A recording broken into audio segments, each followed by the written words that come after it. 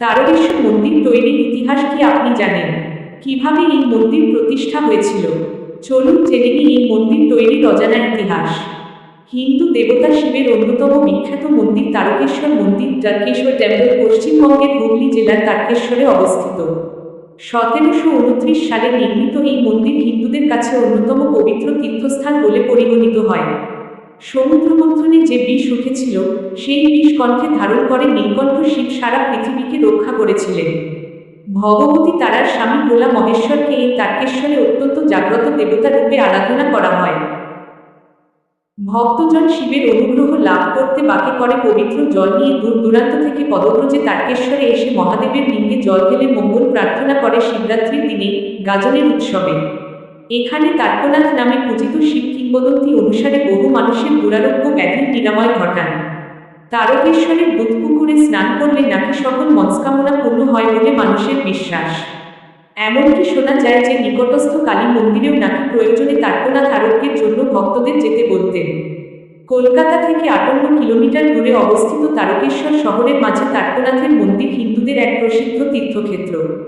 ইতিহাসের পাতা উল্টালে তারকেশ্বর মন্দিরের উৎপত্তি সম্পর্কে জানা যায় যে 1729 সালে রাজ বিষ্ণুদাসের ভাই ভারমল্লা এই মন্দির স্থাপন করেছিলেন। অযোধ্যা প্রদেশের অন্তর্গত জেলা জৌনপুরের ডোবি পরগনার হরিহরপুর গ্রামের ক্ষত্রিয় গোস্বামী ছিলেন রাজা বিষ্ণুদাস। তারকেশ্বরের কাছে রামনগর গ্রামে তিনি কয়েকজন ব্রাহ্মণের সঙ্গে এসে বসবাস করছিলেন।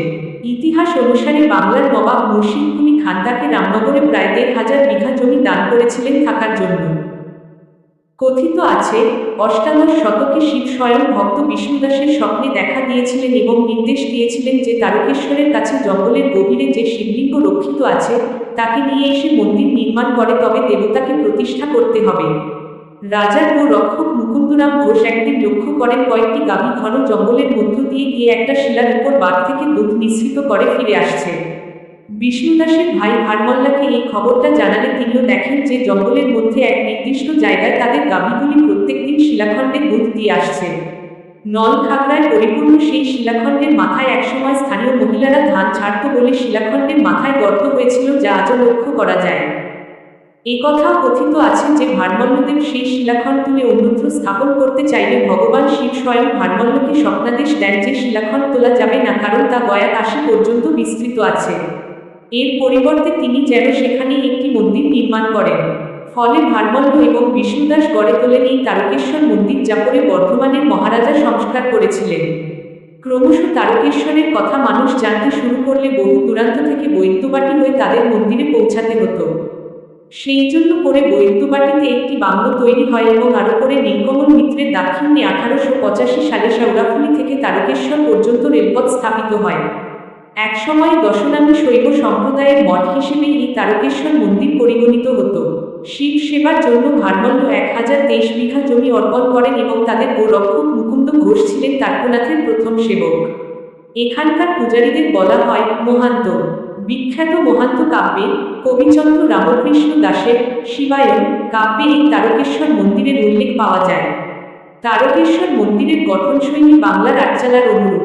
মন্দিরের কাছেই রয়েছে লক্ষ্মীনারায়ণ মন্দির এবং এক অপূর্ব কালী মন্দির। মন্দিরের সম্মুখে একটি নাটমন্দির রয়েছে, যেখানে ভক্তরা বসে তাদের মনের কথা দেবতাকে জানায়। শিব মন্দিরের উত্তর দিকে একটি পুষ্করিণী আছে, যাকে দুধপুকুর বলা হয়। হিন্দুদের বিশ্বাস যে ওই পুকুরের ডুব দিয়ে স্নান করলে ভক্তজনের সকল মনস্কামনা পূর্ণ হয়। মন্দিরের শিবলিঙ্গকে স্বয়ংভূ বলা হয়, কারণ তারকেশ্বরের তারকনাথকে কেউ নির্মাণ করে স্থাপন করেননি। এছাড়া গঙ্গার বলিভূমিতে ওই ধরনের পাথর পাওয়া অসম্ভব। সেই কারণে এই কথা অনেকেই বিশ্বাস করেন যে এখানে শিব স্বয়ং আবির্ভূত হয়েছিলেন। মন্দিরে স্বয়ংভূ শিবলিঙ্গ যেমন রয়েছেন, তেমনই অধিষ্ঠান করছেন বাসুদেব। অনেকের মতে তিনি আসলে ব্রহ্মা। শিবের কিছু দূরে নন্দী বৃঙ্গির অধিষ্ঠানও দেখা যায়। শিব ভক্তদের মধ্যে তারকেশ্বরের মন্দিরের আকর্ষণ চিরন্তন, কারণ এই মন্দিরের দেবতা অত্যন্ত জাগ্রত এবং ভক্তদের মনোবাসনা অবশ্যই পূর্ণ করেন।